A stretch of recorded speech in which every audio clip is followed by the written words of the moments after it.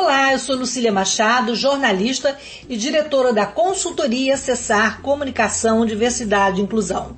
Este é o podcast Acessando Lucília, que você ouve e assiste todas as terças-feiras, a partir das 18 horas, na web rádio Censura Livre, pelos canais do Facebook e do YouTube. Fique com a gente!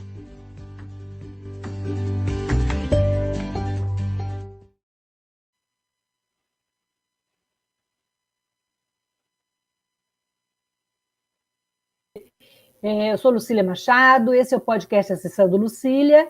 Eu sou uma mulher branca, de cabelos castanhos escuros até o pescoço.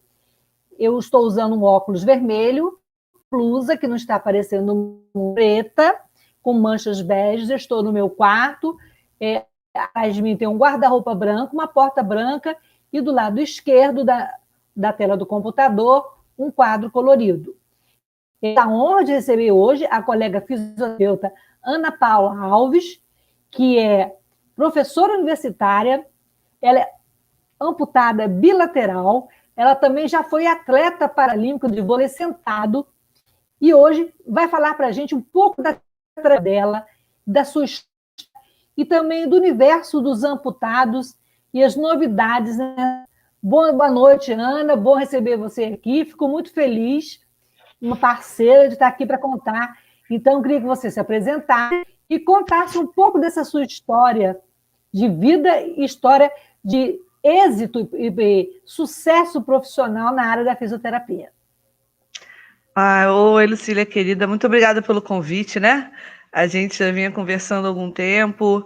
Muito obrigada por estar me recebendo. Meu nome é Ana Paula, sou uma mulher branca, clara, cabelos negros, cabelos escuros, pretos, na altura um pouco abaixo do ombro, uso um óculos preto, né? Estou na minha sala com uma blusa branca, com alguns detalhes em florzinhas pretas. Atrás de mim tem uma parede da minha sala que tem um quadro azul e um espelho, né? Eu quero te agradecer muito por esse convite e falar um pouquinho, sim, né? Como você falou no início, eu sofri meu acidente aos 19 anos de idade, eu indo para uma faculdade, eu era aluna de fisioterapia, e nesse processo eu sofri um atropelamento em via pública, né? E quando você fala em amputação no Brasil, a maior incidência de amputação é o idoso com diabetes e a segunda maior incidência é o trauma, é o atropelamento em via pública. E eu estava saindo da aula, sentado, esperando o ônibus, o carro desgovernado, ele entrou na calçada, atropelou algumas pessoas, nada fatal, com vítimas fatais, mas eu tive imediatamente amputação de ambas as pernas. Com isso, minha vida mudou, eu tinha 19 anos, né?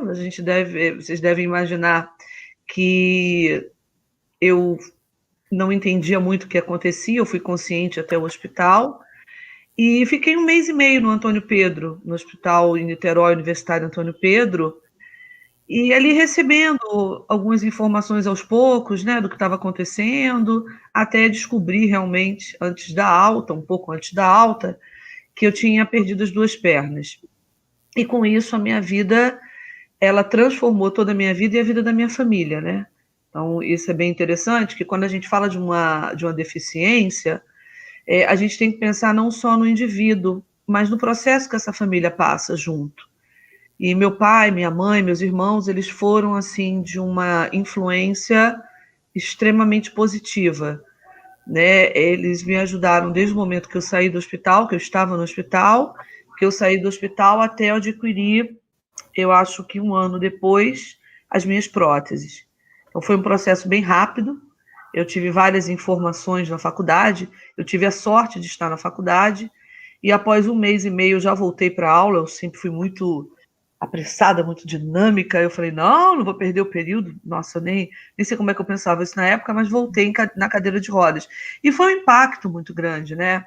Porque uma aluna, né, da faculdade, uma faculdade de reabilitação, e eu voltei para aquele espaço como uma pessoa que era falada em aula, né? Um trauma que era falado em aula, e eu era a pessoa ali naquele processo, voltando para uma faculdade, que era Pestalozzi, em Niterói, para me reinserir, né? e esse foi o primeiro momento que eu me detive com a minha amputação, certo? Sim, e esse processo que a gente chama de você inovadora, dupla reabilitação, que ao mesmo tempo que você se reabilitava, você foi se preparando para reabilitar.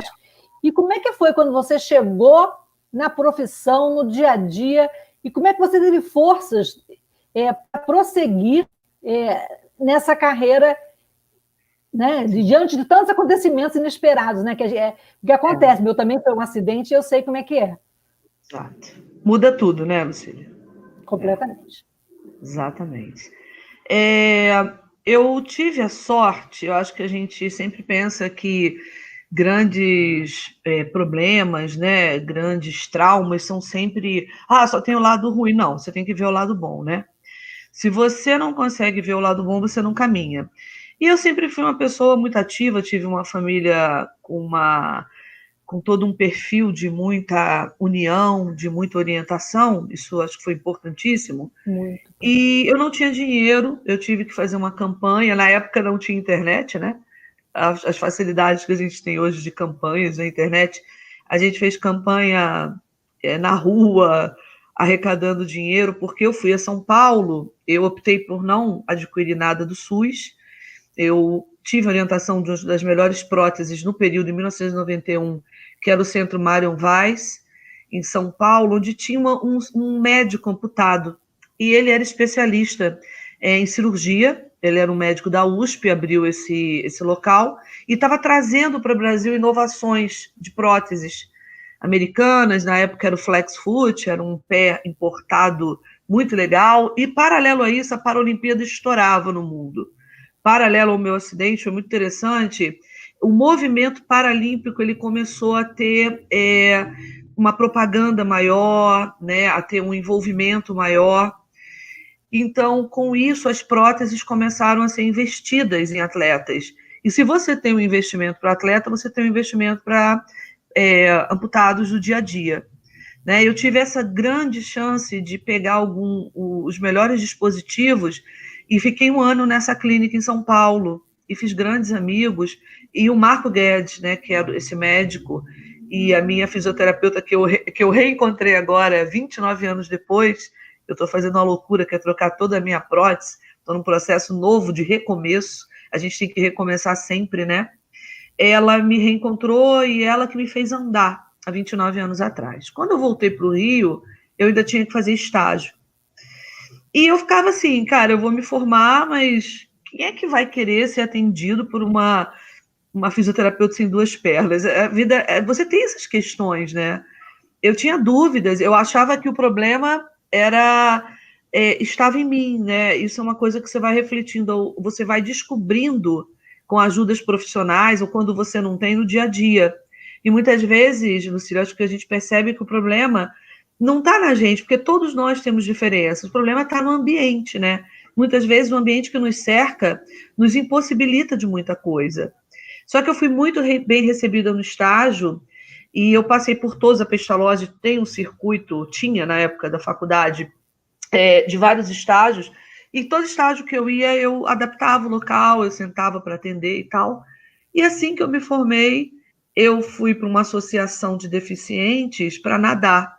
E eu nunca nadei, eu fui contratada para ser fisioterapeuta da associação, que era de deficientes físicos, né, que era a Andef, e lá eu fiquei 15 anos e me tornei coordenadora da fisioterapia geral e também a fisioterapia paralímpica. Então, assim, eu nunca parei, e 1 ano depois que eu já estava na Andef, eu já comecei a dar aula, dei aula em quase todas as faculdades particulares de Niterói e do Rio, e hoje também continuo há 20 e poucos anos dando essas aulas, e também em pós-graduação. Então, assim, eu acho que eu tive muitos caminhos bons, mas eu nunca fechei muito os meus caminhos, sabe? Eu sempre acreditei e eu sempre desafiei o medo. E com isso eu consegui continuar. Muito bom, muito bom. Cada dia desafiando, né? E vencendo barreiras, né? Ana, voltando um pouquinho lá na sua recuperação, como é que você foi atleta paralímpica de vôlei sentado?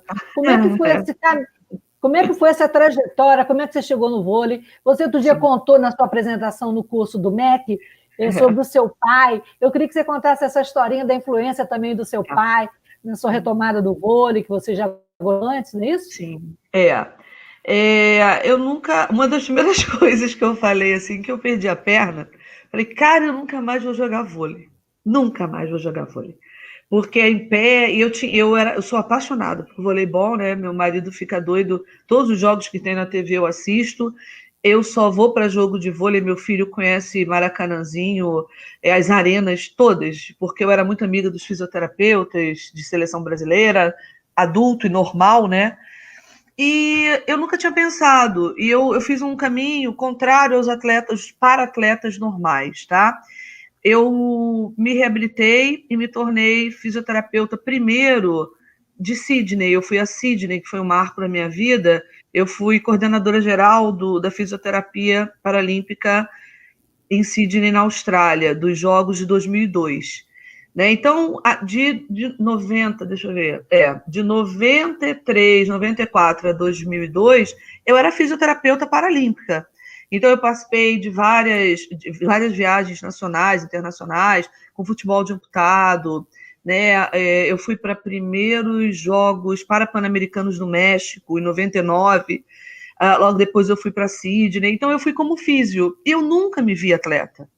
Até que um dia, na Andef, onde eu trabalhava, eu tinha toda essa rotina de atender os pacientes, né? E lá tem um objetivo muito legal, que é que todos os atletas, quem quiser, todos os pacientes, possam experimentar o Paralímpico. Então, tinha bocha, natação, e o vôlei sentado, em 2002, ele era uma chance do Brasil conseguir medalhar. Porque se você pensar em esportes baratos, esportes fáceis, são os esportes que você não tem a tecnologia assistiva. Você não precisa usar prótese, você não precisa usar cadeira de rodas. Então, o vôlei você tira tudo e senta no chão.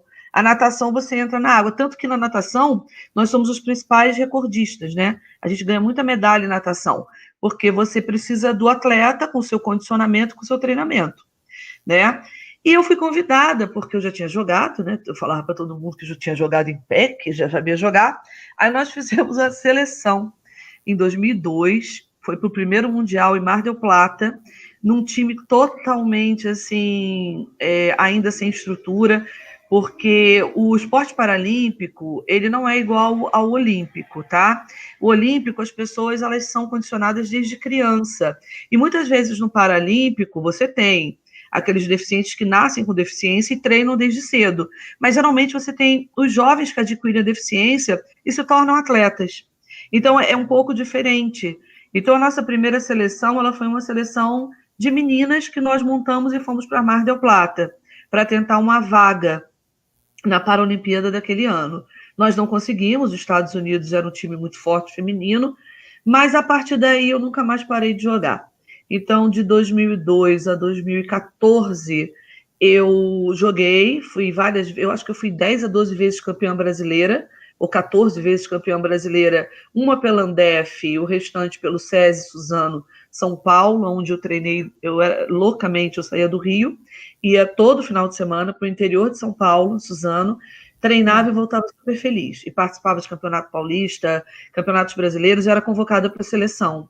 Né? Aí o meu marco foi, apesar de vários mundiais, minha Paralimpíada, que eu fui para Londres. Aí lá eu fui como atleta. E aí é totalmente diferente, né? Porque quando você vai como físio, você vai para trabalhar, você vai com estrutura de preocupações, né? Com o processo do atleta. Quando você é atleta, você vai para jogar, você vai para curtir, você vai para curtir aquele momento, é um momento mágico. A Paralimpíada, ela é fantástica. E eu fui agraciada na minha vida por 2 momentos que eu nunca vou esquecer.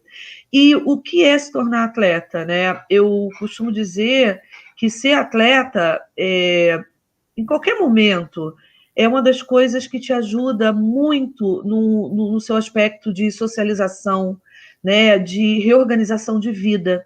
E quando eu me tornei atleta paralímpica, era o que faltava na minha reabilitação. Eu aprendi que reabilitar não era usar só prótese, era ir para o chão e jogar. E eu contei um caso, né, nesse processo aí do curso do MEC, que meu pai, quando ele me via no chão, eu saía da cadeira de rodas, porque eu sou cadeirante e ora uso prótese, né? Então a gente usa prótese, usa cadeira. E meu pai tinha um problema muito sério de me ver no chão, e um dia ele gritou, eu me lembro que eu era novinha, ninguém me ensinou, né? Eu acho que hoje a fisioterapia tem um processo melhor, né? A gente evoluiu muito, principalmente com deficiências graves, você sabe disso, é difícil, a gente é carente de profissionais que trabalhem realmente com grandes lesados, né? A gente estava falando agora antes um pouquinho, né? Exatamente, a gente falou isso, né?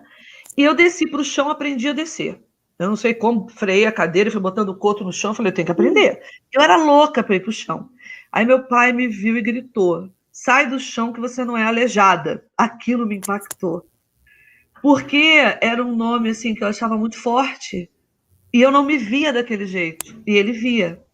E o problema foi que eu escolhi o vôlei no chão para jogar. E quando ele foi no meu primeiro campeonato brasileiro, foi aqui em Niterói, que nós fomos campeãs brasileiras, eu joguei 3 sets no chão. E meu pai, ele amava, ele já é falecido, sinto muita saudade dele. Ele ficava o tempo inteiro olhando o jogo e ele, ora, chorava porque me via no chão e vibrava porque via a gente fazer ponto. Então, para ele, foi uma das coisas, e eu viajei o mundo inteiro jogando vôlei. E meu pai falava assim, cara, eu nunca vi isso. Olha que coisa, né? Os conceitos, né? Perdeu a perna e agora não bate perna, bate prótese. Eu nunca vi isso pelo mundo afora. Foi muito bacana. Ô, Ana, e você falou, a gente está falando da dupla reabilitação, e tem uma dupla que é fantástica, que é a dupla família e esporte. Essa dupla é para pessoa com deficiência. Queria que você comentasse isso. Sim, eu costumo dizer para meus alunos, né, quem é aluno meu, não sei se tem algum aluno aqui, convidei alguns, mas foi bem em cima da hora, né, a gente sempre tem que abordar a família, né?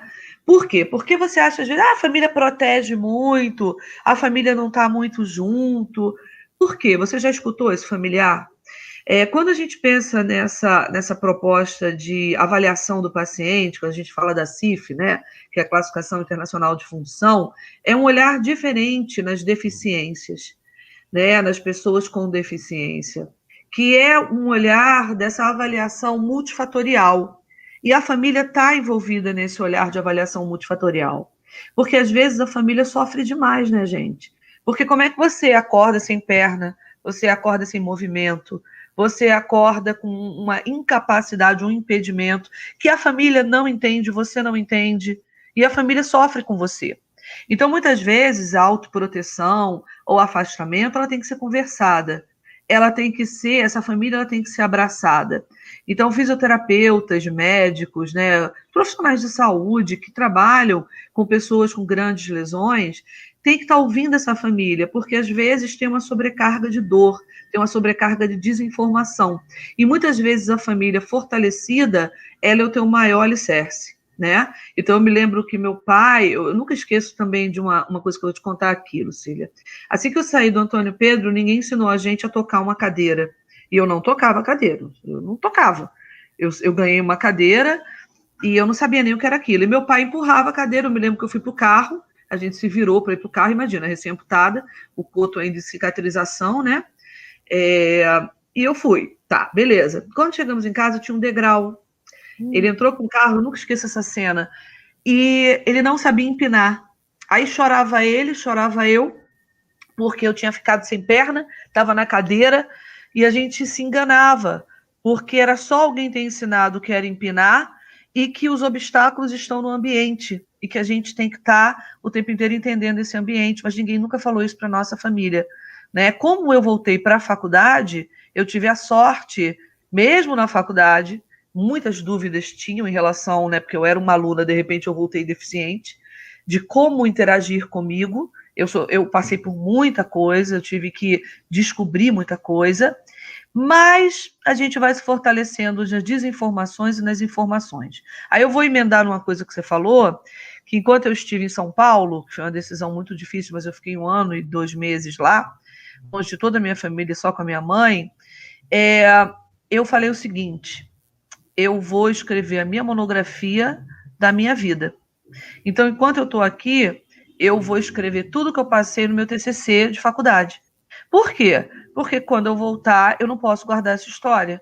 Eu vou distribuir essas histórias para os meus alunos, que eu já fazia projeção de ser professora, e realmente eu me tornei, né? E agora eu estou aqui com a ideiazinha de escrever o livro da minha vida, um livro pequeno, mas um livro que conte um pouquinho sobre o que seria importante, né, para as pessoas entenderem sobre o que é ser deficiente ainda jovem e como é que a gente pode transformar essa história.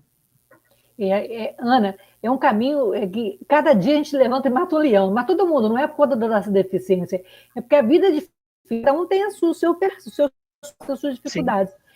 A gente estava aqui com um comentário da Aime Tanikawa, que ela também fez curso mestrado profissional de Diversidade e Inclusão. Antônio, ela disse que você é uma vencedora da vida, somos todos a vencedora.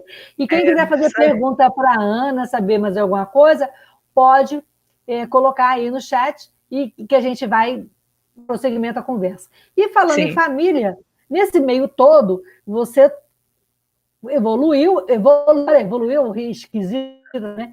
Você outros caminhos de ser mãe. Porque ser mãe é uma evolução, né? Eu vejo que foi a gravidez de uma pessoa amputada, que também foi um desafio, com certeza, para você. E que como encarar essa maternidade? Eu era atleta, né? E eu me lembro que quando eu fiquei grávida, o meu marido falou: caramba, que coisa, era o meu sonho. Eu ia ter um filho de qualquer jeito. Então, mas eu retardei muito, ficou bem tarde, porque eu dediquei a minha vida à minha reabilitação e depois a trabalhar, né, com esses processos do Paralímpico. Depois eu me tornei atleta. Então, aos 36 anos, eu engravidei. Não foi planejado, foi assim uma surpresa, mas era uma coisa que eu queria muito. E a minha ginecologista ficou louca, né? Porque eu sempre, desse meu jeitinho assim, de vai, eu andei até o 8º mês. E ela falava: não, no 3º mês, cadeira de rodas. Que cadeira de rodas? Eu dei aula, andava, eu achava a minha barriga a coisa mais maravilhosa do mundo. Eu não podia parar de andar. Eu sei que eu comprei uma cinta, amarrei na barriga para não fazer uma hiperlordose, e eu andava com uma muleta só, parecia aquela marcha mesmo de pato de grávida, e andei até o 8º mês, né? Meu pai faleceu no 8º mês, e quando ele faleceu, eu não consegui mais andar, aí eu parei no 9º mês, né? O meu filho nasceu, um menino de 4 quilos, tu imagina. Nossa. Enorme. E assim, a gravidez para mim, eu falei, vou parar de jogar, né? Nunca mais vou jogar vôlei, eu já estava jogando, falei, agora não vou jogar nunca mais. E o time no Rio tinha acabado, uma confusão danada. Aí eu me lembro que eu estava amamentando, Matheus tinha 6 meses, um treinador de São Paulo falou: Ana Paula, tá tendo campeonato brasileiro aqui em Niterói, e eu tô sem levantadora. Você pode vir? Eu falei, cara, mas eu não treino há 1 ano. Não, vem. Falei, mas eu vou amamentar, vou e volto, era perto da minha casa. Eu sei que eu fui a melhor levantadora do campeonato, eu não sei o que aconteceu. Eu fui o destaque, ganhei troféu, aí eu fui contratada pelo Sérgio Suzano, e até Matheus ter 8, 10 anos, eu joguei minha vida inteira viajando o Brasil, o mundo inteiro. Ele cresceu junto comigo, entendendo do esporte, entendendo da deficiência, e eu realizei um sonho. Dificuldades tem, né? Eu acho que não é só para o amputado, para o cadeirante, para lesões medulares, para quem usa órtese, com sequela de pólio, o que for. Você tem que ter cuidados com o teu peso. Eu tinha um controle muito grande para não engordar demais com a alimentação, né? E com alguns movimentos. Eu sempre andava muito acompanhada para que eu evitasse queda. E em alguns momentos de longa distância, a cadeira era considerada, e quem é cadeirante está na cadeira. Mas é uma das maiores realizações. O meu filho, hoje, ele está com 12 anos, me passou, eu estou de prótese, ele está maior do que eu estou. É um companheirão, é uma criança que cresceu entendendo o mundo da deficiência, e muitas vezes o Matheus falava para mim assim: mãe, não sai de casa. Eu falei: não, mas eu tenho que viajar. Uma vez ele botou uma das minhas pernas no elevador, a perna sumiu, o porteiro me devolveu, porque ele falou: não vou dar sua perna para você não sair. Então era uma criança assim, que foi, né, acostumada com a deficiência, com o esporte paralímpico, isso é muito bacana. Acho que hoje ele tem alguns valores que são bem legais. ele vai crescer com esses valores, né? Ele vai fazer a diferença, né, Ana? E você, como é que você deixou o esporte e se dedicou à sala de aula? E que prazer que te traz esse ofício. Eu sempre tive uma vida paralela, né? Eu nunca deixei de dar aula. Eu dava aula e jogava e era fisioterapeuta. Eu acho que eu trabalhava, mais de 16 horas por dia. Né? Ainda viajava. O momento que eu relaxava é quando eu pegava o ônibus, que não dava para ir de avião, ia para São Paulo e só pensava em jogo, né? E quando eu tive que me aposentar, eu só me aposentei porque não tinha time no Rio. Eu me aposentei cedo, com 44, 43 anos, e eu sinto muita falta do vôlei, mas agora eu acho que eu não consigo mais voltar a nível de competição, mas eu sofri demais. Aí com isso se intensificou, né? Quando eu acabei, que eu decidi parar, que é uma decisão que o atleta tem com o seu treinador, meu treinador ainda pediu assim, Ana, fica mais um ano. Eu falei, não. Depois de Londres eu fiquei mais 2 anos, não aguentava mais. Então a Paralimpíada do Rio, eu já não tinha condição nem emocional de viagem, eu já estava mesmo no processo de fim de carreira. Aí veio o mestrado, né? Além das salas de aula, eu aumentei, eu fiquei em faculdade, fiquei em pós-graduação, aí veio a chance do mestrado na UF, né? Onde eu consegui falar, que foi uma coisa assim que eu me realizei, eu não queria falar de vôlei, mas eu queria falar do Paralímpico, então nós criamos um produto que foi muito legal, que foi para a bocha, numa grande lesada, numa quadriplégica espástica, atetósica, distônica, sem comunicação verbal, nós construímos uma tábua de comunicação por um jogo de bocha. E ela foi autorizada a usar durante os jogos, os campeonatos, e a gente publicou esse artigo fora do Brasil, onde a bocha tem grande reconhecimento, a gente recebeu vários elogios e tal, e foi uma realização para mim, no mestrado de inclusão, né, da UF, Diversidade e Inclusão, eu poder falar do Paralímpico e criar um produto para um atleta, para atletas da classe BC3 da bocha paralímpica. Isso foi uma realização de vida, né? E hoje eu continuo. Aí as coisas acontecem, né? Hoje eu só falo, eu fico falando isso aqui em casa, cada vez mais eu falo sobre deficiência. Aí eu abri aquele canal no Instagram, que era um canal que eu não queria. Fala um pouco do canal para gente, como é que as pessoas podem acessar, qual o objetivo do seu canal? Esse objetivo, Lucília, foi criado, eu já tinha muita vontade, em umas férias com 2 sobrinhas que eu gosto muito, que me acompanham muito, que são muito amigas, né? A gente começou a conversar, eu falei, gente, eu tenho que falar alguma coisa da minha vida, as pessoas pedem, eu gostaria de dar orientações para ajudar.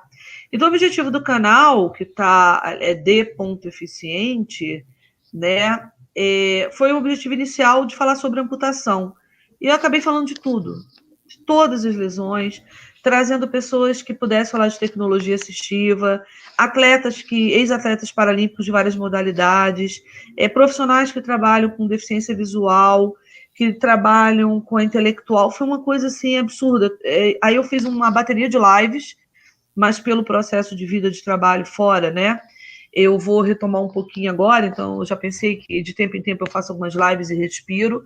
E o canal hoje, até hoje eu vou fazer uma chamada nele, que a gente, em 6 meses, nós conseguimos 1.000 seguidores, 1.050 seguidores. Nós vamos fazer lá uma chamada para comemorar, né? E são seguidores, assim, amputados, familiares, pessoas cadeirantes do Brasil inteiro que mandam inbox.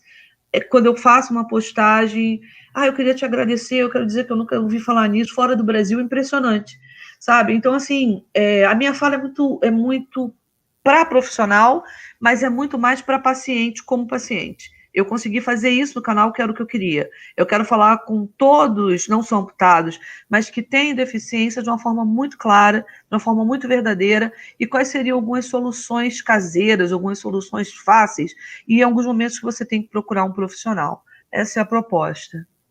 E a gente está falando você falou na área de próteses e órteses, né? Quando você se acidentou, 30 anos de confusão. Sim. 30 anos atrás. 30 anos. Pois é, de lá para cá muita coisa mudou, muita evolução. Como é que é esse quadro hoje no Brasil? O acesso às próteses? Como é que é no particular e no SUS? Evoluiu? Sim. Como é que foi essa mudança, essa transformação? Sim, eu acho que tem 2 pontos importantes aí, né?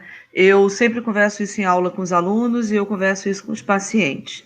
Todo mundo sempre tem 2 possibilidades. Você tem o SUS, que faz a doação, é um direito seu, né?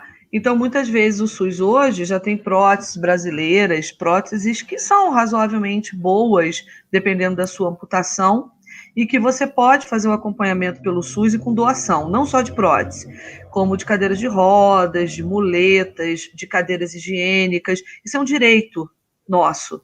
Então, eu costumo dizer para os meus alunos que a gente tem que saber esse direito, e tem uma resolução COFITO, né, que é o Conselho Federal de Fisioterapia, que ele dá autonomia para os fisioterapeutas e terapeutas ocupacionais prescreverem tecnologia assistiva. Então, a gente tem que entender que essa tecnologia assistiva prescrita, né, ela pode auxiliar o teu paciente na aquisição de vários dispositivos. E ele pode tentar começar com um dispositivo, com uma prótese tecnologia brasileira, uma prótese tecnologia um pouco, né, de não tão impacto biomecânico, e com isso ele faz um caminho até chegar numa prótese de alta tecnologia, né? As próteses de altas tecnologias, elas têm produtos mais, vamos dizer, que encarecem, né? Então, são as fibras de carbono, são a fibra de vidro, que está dentro do encaixe, ou que está no pé, ou que está na cadeira de rodas, isso tudo encarece. Então, geralmente, a gente tem doações pelo SUS de prótese de tecnologia um pouco, né, um pouco mais baixa de ativação.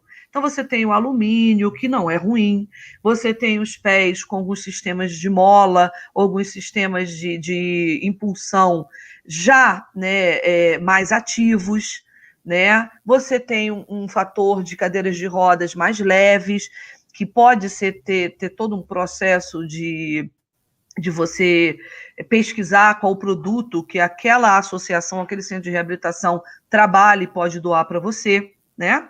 Mas você também tem o privado. E quando você vai para uma ortopedia privada, você tem variações de produtos e peças, né? Então, você tem da tecnologia de baixo impacto a tecnologia de médio a alto impacto.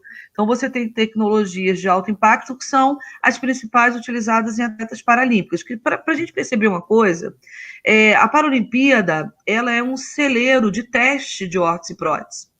Então, os atletas paralímpicos fazem uma coisa muito legal para a gente, não é só competir.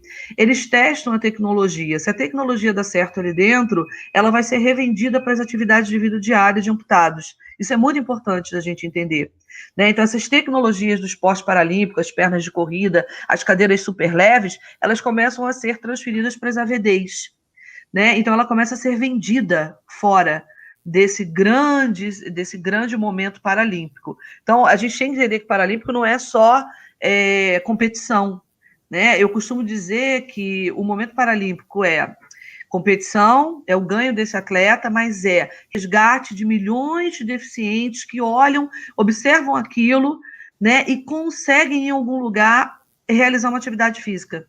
E também é um incentivo para que países como o Brasil tenham mais estímulo para estudar, para poder captar mais profissionais, né, preparar esses profissionais para que eles possam estar resgatando adolescentes, crianças, jovens e adultos para que possa ter atividade física que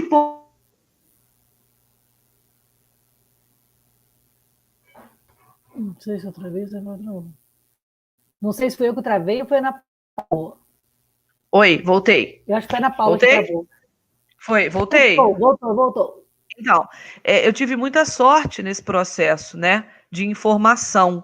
Então, quando eu te falo da prótese comprada, você vai ter grandes peças, variedades de peças, pés, joelhos, cadeiras de rodas, órteses, e isso encarece, né? Porque os produtos, se eles tiverem uma qualidade melhor, de durabilidade e de devolução biomecânica, isso encarece o produto. Mas tem vantagens, porque é um produto que dura 8 anos, 10 anos, então é um custo-benefício positivo. Ok? Ok. E eu costumo dizer que ser deficiente é caro. Porque muito caro. O nosso equipamento, seja cadeira, seja prótese, não é acessível também, né? Assim como exatamente. As ruas e os acessos aos centros culturais, à escola, à universidade, não são acessíveis. As tecnologias também, e esses dispositivos são muito caro ser a pessoa com deficiência, não é isso, Ana Paula? Exato. Você concorda? Concordo, porque a gente Falta política pública? Exatamente, eu acho que falta essa política pública, né, de dar um suporte maior. A gente já tem o SUS hoje, tem que ser utilizado. Nós temos que estar orientando os pacientes, indicando os pacientes que eles têm o direito de aquisição de dispositivos, né? E alguns são dispositivos muito bons, cadeiras motorizadas já estavam sendo doadas pelo SUS. Isso é um avanço muito bacana, não é? Você tem, não tem, Lucília, uma? A minha foi do SUS, foi da última leva do governo Dilma, agora não tem mais, agora tem uma outra. Agora não tem mais, né? Infelizmente, mas vai mudar. Ok. E a gente, outra coisa que eu gostaria de dizer, nós temos pelo Banco do Brasil, né, créditos de financiamento, né, para compra de órteses, de próteses e também de construções dentro da sua casa. Tem um limite. Tem um limite, exatamente. Dependendo do seu salário, você não tem isso, né? Mas é bom que as pessoas saibam isso, que as pessoas às vezes as pessoas do direito não sabem que tem esse acesso. Exato. Fala um pouquinho sobre isso aí, que é muito importante que as pessoas saibam. Sim, então, você tem como, né, conseguir alguns financiamentos pelo Banco do Brasil com juros bem baixos, mas é o que você falou, você tem que comprovar algumas coisas, né?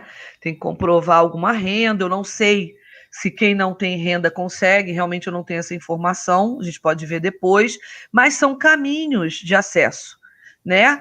E assim, Lucília, eu penso o seguinte, há 30 anos atrás eu não tinha dinheiro nenhum. E a minha prótese, há 30 anos atrás, as duas, elas acho que foram orçadas em $29 mil. E eu consegui isso numa campanha familiar de 6 meses, onde a minha família, eu me lembro que a gente pintava, na época não tinha nada, né? Pintava SOS Ana Paula. E se você quer saber, eu consegui arrecadar esse dinheiro e hoje a gente tem internet. Então, muitas vezes, né, alguma ajuda, algum acesso, algum tipo de campanha para investir num produto, porque é o que você disse, nós temos produtos muito caros para viver, né? Não é só a cadeira de rodas, é uma cadeira para tomar banho, né? É um carro adaptado, você tem teu carro, daqui a pouco você tem que pensar em adaptar esse carro. Então, são coisas que você vê que tudo encarece, né? Se você não consegue andar de ônibus, você anda de Uber, você anda de táxi. Então, a gente não tem muitos incentivos de ruas adaptadas, ônibus acessíveis, né, para a gente poder usar. E isso desfavorece e encarece a vida de muitos deficientes, né? Nos bastidores, a gente estava conversando sobre cadeirada, sobre carro, e tem um comentário da Aime aqui. Lucília, você também é uma vencedora, com esses linda! Você é inspiradora em nossas vidas. Que nada, Aime, somos todos vencedores, né? Todo dia tem uma batalha, né? E cada um no seu quadrado. Obrigado, Aime. Exatamente. Mas, você estava falando que adora dirigir, que o carro te dá uma liberdade, né? Sim. Mas o carro também é caro. E mesmo a gente um desconto, nem todo carro você pode comprar, né? Exato. Isso daí, né, é o que eu te falei, eu acho que são informações, você também tem direito, né, à isenção do teu carro, a ter um carro num valor tal que consiga isenção, então não é qualquer carro, geralmente os carros populares não vão ter isenção, são os carros um pouco mais elaborados, né, alguns com marcha automática, que facilita, né. Geralmente, eu pego o meu carro com isenção, eu faço um esforço maior, pego esse carro com isenção, parcelo, mas logo depois você sai dali, você tem que adaptar o teu carro, então você já tem um custo em cima disso, né? E também tem uma coisa interessante que você pode, na anuidade, no imposto anual do teu carro, você também consegue uma isenção, tá? Então são todos direitos, né, que você entra na página da Receita Federal, ela te ajuda a entender, né? E parece que isso aumentou, né? A gente tem, você não precisa ser o deficiente que dirige, você pode comprovar que você é deficiente, alguém vai conduzir para você. Você também consegue pegar o teu carro. Agora teve uma mudança, Ana, em que eles restringiram, porque ao mesmo tempo que é bom que, por exemplo, pais deficientes intelectuais, por exemplo, possam, né, ter acesso, existe também, como em todas as outras áreas, um abuso, né? Pessoas que burlam as regras para conseguir. Mas é importante as pessoas saberem que isso não é um privilégio para a Ana Paula, para a Lucília, para o João. Exatamente. Isso é um direito que a gente tem em função da experiência e faz parte do cenário da nossa vida, né? Então, quando a gente com desconto no carro, sabe, nós não estamos sendo privilegiados, nós estamos sendo reconhecidos como as cotas para as pessoas com deficiência das universidades, uma série de outros direitos constituídos. O que você acha da legislação, Ana, da LBI e também desse decreto aí, que veio mudar um decreto do MEC, se você se sentia vontade, confortável para falar, né? Que está trazendo um retrocesso na política inclusiva. Né? Eu acho que, assim, Lucília, a gente tem grandes, né, evoluções e, às vezes, as coisas caminham um pouco para trás, né? Mas a gente tem que pensar que o cenário vai melhorar e que já tem vários movimentos falando de depoimentos, mostrando o que o usuário que tem que falar, né? Eu acho que quem tem que ser ouvido somos nós, né? Isso é uma coisa muito importante. Então, desde o momento que nós somos escutados, eu acho que algumas coisas elas têm que ser freadas, elas não podem ser modificadas porque alguém pensa que é melhor para você, né? Então, quando eu queria voltar numa coisa que você está dizendo sobre alguns direitos. Falar o que você quiser. Exatamente, direitos que nós temos, que, né, essa coisa sobre o carro. Gente, o carro é um direito de acessibilidade. Eu não consigo, com 2 próteses, andar na calçada de Niterói. Você conseguiria subir o Morro do Valonguinho para fazer o mestrado? Nunca. Eu vou com o meu carro até aquele prédio que tem aquele elevador, lembra-se, de biologia? Onde a gente que às pode... vezes funciona, que às vezes não funciona. Fiel, aquele elevador, né? Então, eu também usei muito, porque eu ia com o meu carro até ali. Se não fosse meu carro, eu não conseguiria nunca andar. Só se alguém empurrasse minha cadeira ou tivesse uma cadeira motorizada. Então, muitas vezes, né? Não dá para subir aquele morro.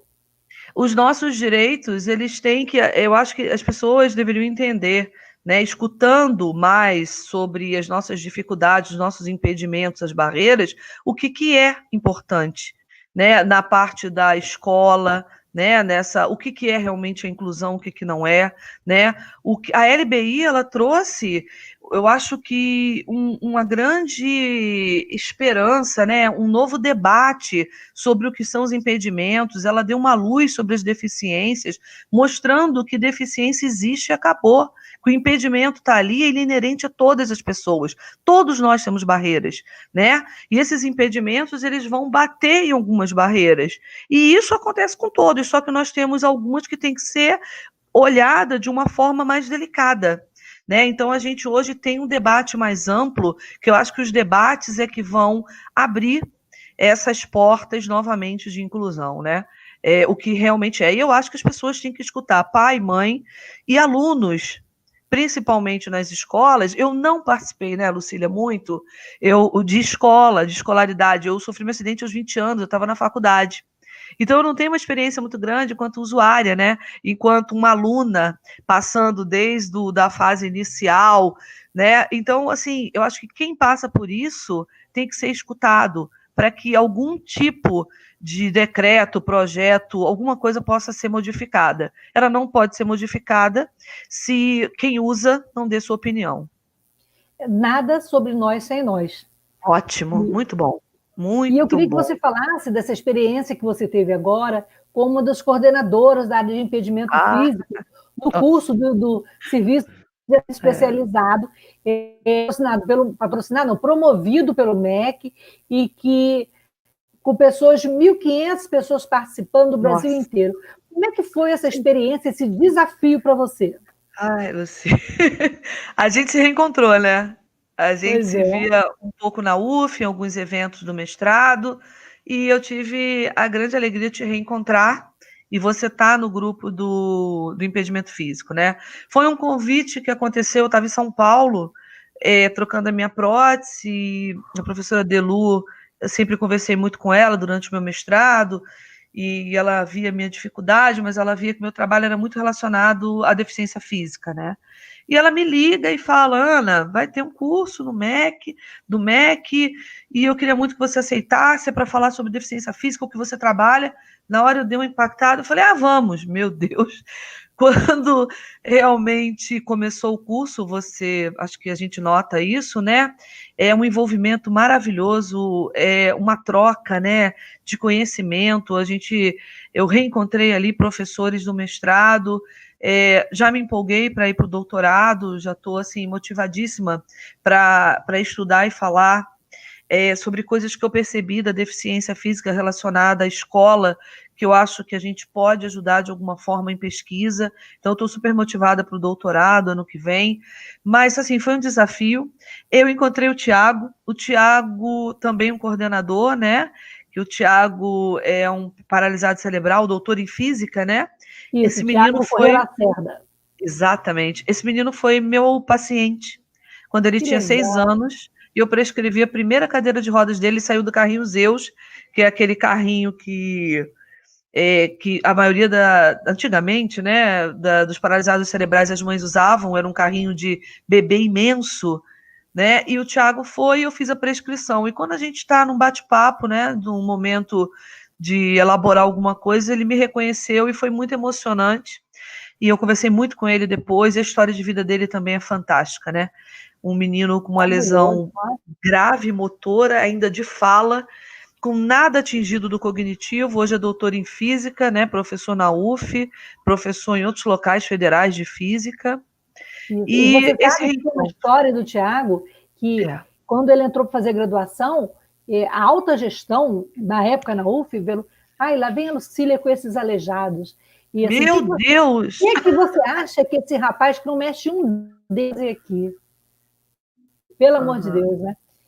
Agora tem uma pergunta, a Aime está comentando aqui, de tecnologias, ela gostaria que você falasse sobre a importância do desenho universal para a inclusão de todos. Ela crê que seja ideal que todos tenham possibilidade. Assim, é tão engraçado você falar isso, né? É tão pouco falado, e isso está dentro da LBI, né? Esse desenho universal, que ele pudesse não ser exclusivo, né, de uma normalidade, mas que ele pudesse ter todo esse processo de inclusão, né?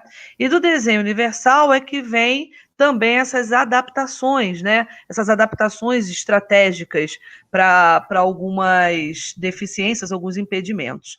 Quando eu dou aula em faculdade, eu vou te falar uma coisa. Em fisioterapia, a gente não vê nada disso, você acredita? E a gente é treinado para trabalhar com grandes lesados, né? Então, a primeira coisa, quando eu dou aula em geronto, que é na fisioterapia para idoso, o meu módulo é idoso deficiente, que é uma preocupação que eu tenho muito hoje, a gente está vivendo mais. Nós vamos ter vários idosos com impedimentos, tá? Visuais, auditivos, físicos, intelectuais, e como é que nós vamos lidar com a reabilitação desses idosos, que a gente fala muito em idoso com perfil de pessoa sem deficiência, a gente tem que pensar, e com isso eu pego, né, o estatuto e vou lendo, e vou desenvolvendo com eles esses tópicos, né, o que antes de ser tecnologia assistiva, o que a gente tem que entender, né, dessa coisa universal de acesso, de entendimento desse grande, né, informação do que pode levar você a entender as deficiências. Eu acho que antes da gente pensar no que já existe, nós temos que cada vez mais falar para os jovens, para os futuros fisioterapeutas, para os futuros médicos, para os futuros jovens que estão vindo agora, sobre a importância de entender a LBI, sobre a importância de entender as leis, sobre a importância de entender sobre a inclusão. Isso é uma obrigação nossa, que já temos 40, 50 anos, ou que estamos nos mestrados da vida e doutorados, né, trabalhando com a inclusão. Não basta a gente trabalhar só para o deficiente, mas nós temos que informar um público que trabalha, que vai trabalhar e vai estar perto desse deficiente ou de outros deficientes. Então, eu costumo te dizer que essas orientações, elas têm que ser passadas cada vez mais para as faculdades, para que os alunos entendam que eles fazem parte desse processo. E fazendo parte desse processo, eles respeitam mais o que nós temos diante de projetos ou leis já estabelecidas de tecnologia, de desenho universal e de inclusão. Isso faz toda a diferença, né? Muda o cenário Sim. E ajuda, avança na inclusão. Eu Sim. queria falar também sobre um outro assunto, que é moda inclusiva. Como é que você tem acesso à moda inclusiva? Você acha que isso facilita no dia a dia da pessoa com deficiência? Sim. E como é que é no dia a dia, quando você vai? Eu, por exemplo, não experimento roupa, eu trago para casa. Então, se eu não posso... Ou eu compro no escuro, posso colocar, ou então eu trago para casa. Sim. Como é que é isso? Como é que a gente pode tornar a moda mais acessível para amputados, sim, para pessoas que usam cadeira de rodas, pessoas, sim, cegas? Sim. Eu queria voltar antes um pouquinho, a Amy botou aqui, né, um direito, Amy, exatamente, é um direito nosso, tá? Mas é um direito que a gente tem que passar para os jovens, porque quem vai movimentar esse direito é quem recebe essa informação agora, né? Então, eu acho que quanto mais a gente fala, né, do respeito a esses direitos, a eles conhecerem os direitos, isso modifica o pensamento desses profissionais jovens, né? Eu costumo trabalhar em qualquer matéria minha, eu sou muito doida, principalmente em ética profissional, que hoje eu dou aula muito de ética, de profissional dentro da fisioterapia. Eles não saem sem ver o Estatuto do Idoso, sem ver a LBI. Tá? Por quê? Porque eles têm que se comprometer, porque uma das clientelas é o grande lesado, o idoso grande lesado. E você tem que entender muito mais do que técnica. Técnica qualquer um tem. Agora, você tem que entender o processo que esse indivíduo precisa para ter o seu direito de cidadania, de ir e vir e de participar de várias coisas para que ele possa ter o seu diagnóstico, que todo mundo adora falar em diagnóstico, né? Não tão intenso, mas que ele perceba vamos dizer, impedimento, né? E que esse impedimento ele possa ser ultrapassado, ele possa ser curtido, ele possa ser descoberto, ele possa ser adaptado. Né? Então, por isso que eu te falo que a minha preocupação hoje é a informação.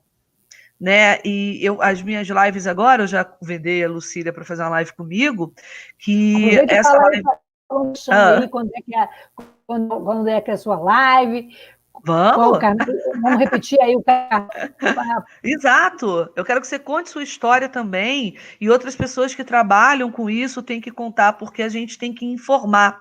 E eu vou contar uma coisa, Lucília, as pessoas adoram ouvir histórias, e as histórias modificam as pessoas, né? Histórias como as nossas, como da Aimee, né? Nome bonito, né? Aimee. Você não conhece a Aimee? Eu conheço de vista, mas eu estou reconhecendo ela. Nossas próximas convidadas. Ela trabalha com tecnologia assistiva. Eu quero na vir Fundação Municipal de Educação de Niterói. Pô, e ela vai legal, estar com a gente nos próximos. Que bacana, eu quero vir assistir você, Aimee. Então, agora voltando um pouquinho à tua fala da roupa, né? Eu fiquei muito surpresa quando eu entrei no Instagram, porque eu já sou mais velha, né? Cara, eu vou fazer 50 anos, e as informações... Eu já tenho 60, eu já tenho novinha. Ah, meu Deus! A gente não sabe muito das coisas, e foi no Instagram que eu descobri isso da moda inclusiva. E eu sempre comprei minhas roupas também com a dificuldade imensa. Muitas vezes eu desistia de experimentar, trazia para casa e o troço não dava em mim. Né? Então eu fico observando, cara, esse movimento, eu acho fantástico, porque é um movimento não só de roupas bonitas e tal, é um movimento de acesso a uma roupa que você consegue vestir, que você consegue. Eu vi uma calça para amputado, que para mim isso é ideal, que tem um zíper lateral. Né? Em qualquer local, se minha prótese quebrar ou doer, eu preciso tirar a calça. E eu não preciso tirar por cima, eu tiro lateralmente. Olha que coisa fantástica.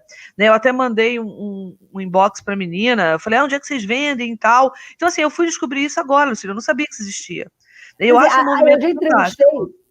Eu já entrevistei aqui no podcast, antes de ser vídeo, de ter esse privilégio de ter aqui, né? A gente está na Rádio Web Censura Livre, com imagem e som, a Silvana Louro, que é da Equal Moda Inclusiva, que é de Niterói. É até legal convidá-la para uma live. Legal isso. O problema é que a Silvana é uma artesã, praticamente, né? E ela, apesar dela correr atrás, fazer convênios com o Sebrae e tudo, assim, ainda há pouco incentivo para que as pessoas produzam moda inclusiva. Ainda é restrito, ainda há muito um olhar atravessado. E ela fala sempre isso, entendeu? É isso em todas as áreas. É preciso ter políticas públicas para todas as produções, para incentivar a tecnologia assistiva, para a moda, para incentivar a arte. Falta Sim. muito ainda para a gente chegar lá, Ana, nessa tal sociedade inclusiva? Exatamente. Será que a gente chega lá? Eu acho que chega. Eu acho que nós que já temos... Você tem quantos anos de lesão? Já estou com 30. 21. Então, eu acho que já é bem diferente, você não acha? Ah, sim. Cara, eu vejo os amputados hoje bilaterais enlouquecedor, eles andam sem apoio. Eles têm uma tecnologia hoje de suporte, de joelho, de pé, e eles fazem de tudo para conquistar esse dispositivo, cadeirantes dançando. Eu acho que nós, Lucília, participamos de uma época de luta, né? Eu acho que eu tenho certeza que você, né, com o teu trabalho, eu dando aula, jogando, porque isso é uma forma de luta, de mostrar para o mundo, mostrar para as pessoas que nós podemos realizar. Então, hoje eu vejo o esporte paralímpico muito mais sério, né? Até 10 anos, eu fiquei 12 anos jogando 14, eu só tive 6 anos de patrocínio, antes eu jogava de graça, viajava de qualquer jeito, porque a gente viajava por amor. Eu já vejo todo um processo de incentivo, de doação de próteses para atletas como Alan Fonteles, que é aquele atleta que foi descoberto na Paralimpíada Escolar, né, onde ele era amputado bilateral, e em 2012, em Londres, o garoto ganhou medalha de ouro nos 200 metros, ganhando do Oscar Pistorius, sul-africano, que era o preferido, né? Era o cara que ia ganhar de qualquer jeito, não ganhou. Né? E o Alan, um brasileiro amputado que nasceu teve um problema e perdeu as 2 pernas ainda novinho, conseguiu essa medalha. Então, eu já acho que nós já temos um movimento muito maior, né? Não só de luta, ainda de luta muito grande, porque você vê que segmentos, né? Moda inclusiva, esporte paralímpico, escola para os deficientes, é uma coisa louca. A gente ainda vive nesses subpolos para poder lutar, né? Exatamente, blocos que a gente vive para tentar alguma coisa, né? Então, mas eu já vejo, né, um movimento de pessoas até que entram na política já com alguma cabeça para tentar melhorar alguma coisa. Se vai acontecer ou não, depende muito da situação que está ali naquele momento. Mas eu já vejo pessoas com maiores informações e influenciadas pela globalização. Porque se você pensar, você vê países na Europa, nos Estados Unidos, que já tem tecnologia absurda, né? E você se sente extremamente cidadão naquele lugar.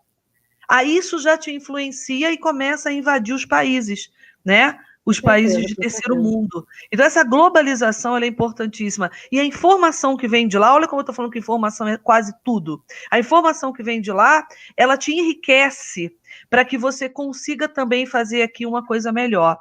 Então, eu vejo alguns amputados hoje andando sem 2 pernas, que, meu Deus, que há 30 anos atrás a minha reabilitação foi totalmente diferente. Isso não existe.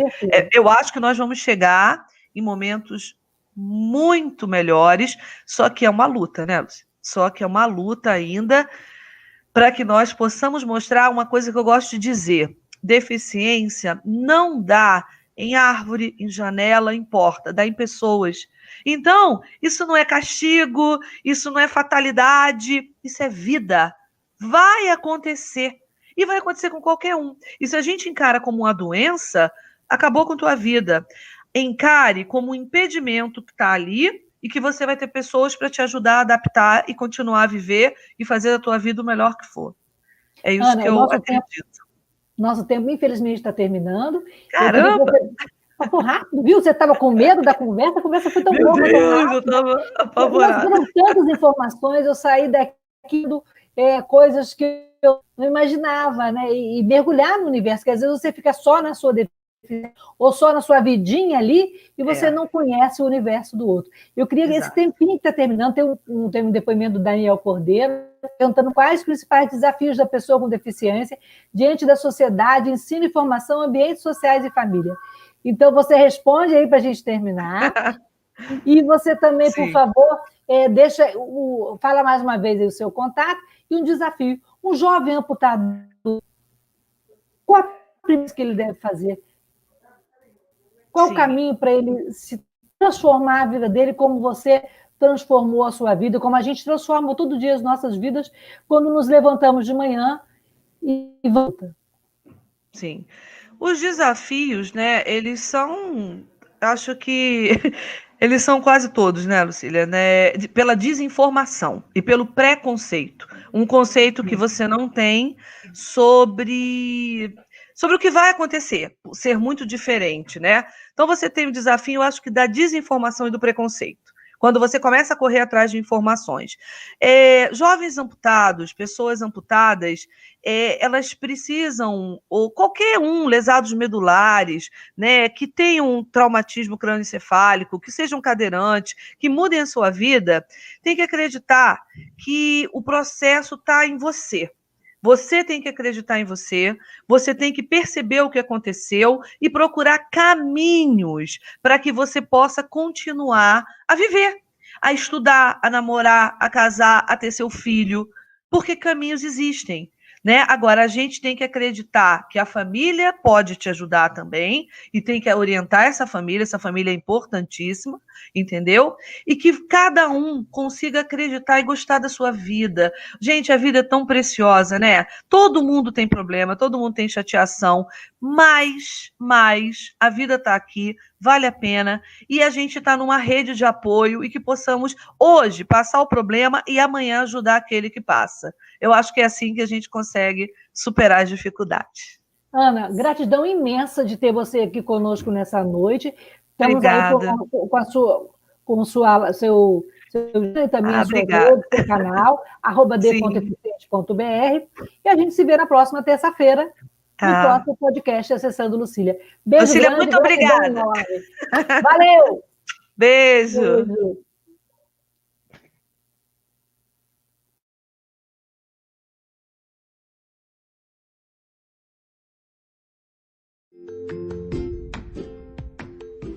Olá, eu sou Lucília Machado, jornalista e diretora da consultoria Cessar Comunicação, Diversidade e Inclusão. Este é o podcast Acessando Lucília, que você ouve e assiste todas as terças-feiras, a partir das 18 horas, na web rádio Censura Livre, pelos canais do Facebook e do YouTube. Fique com a gente!